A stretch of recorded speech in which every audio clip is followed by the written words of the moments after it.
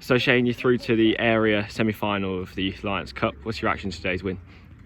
On the whole, it's a really positive opportunity for the boys. Really pleased with them and pleased for them in terms of putting a little cup run together.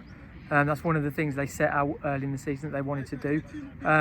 And I think we rewind to Swindon, two weeks ago, and we spoke about it being an opportunity for us to address our league form, and it took the pressure off a little bit. And I think we've seen that. We're now 4 unbeaten. We have a week off next week, and then we play Cambridge in the league. And I think what it's allowed us to do is to focus on something different. It's allowed the boys to have a refresh and a restart mentality towards their approach to the games, and we've now started to perform to the levels that we know we're capable of. On the whole, for 50 minutes of that game, we were really, really good, well structured. We got into a 2-0 lead, and it just made it. There's that awkward scoreline of players. They go into, do we try and get a third and push on, or do we sit back? And you just want to keep them doing the same thing, but it's so hard when you're 2-0 up.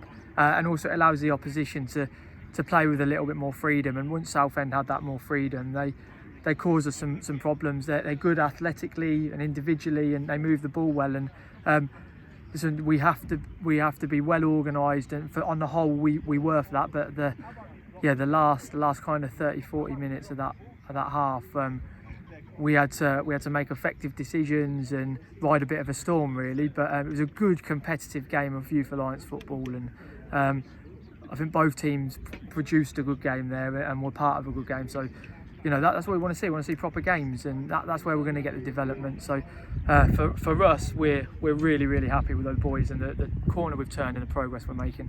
Yeah, and as you mentioned there, now 4 games unbeaten in all competitions. You must be pleased with the performances.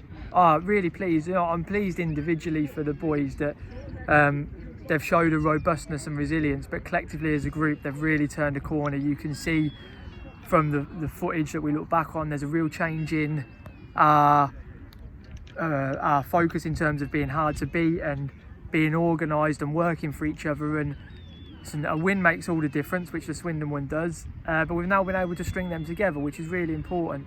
I said when we were in a bit of sticky form that there's good players in this group, and there are some really good players in this group, and with really promising futures ahead of them.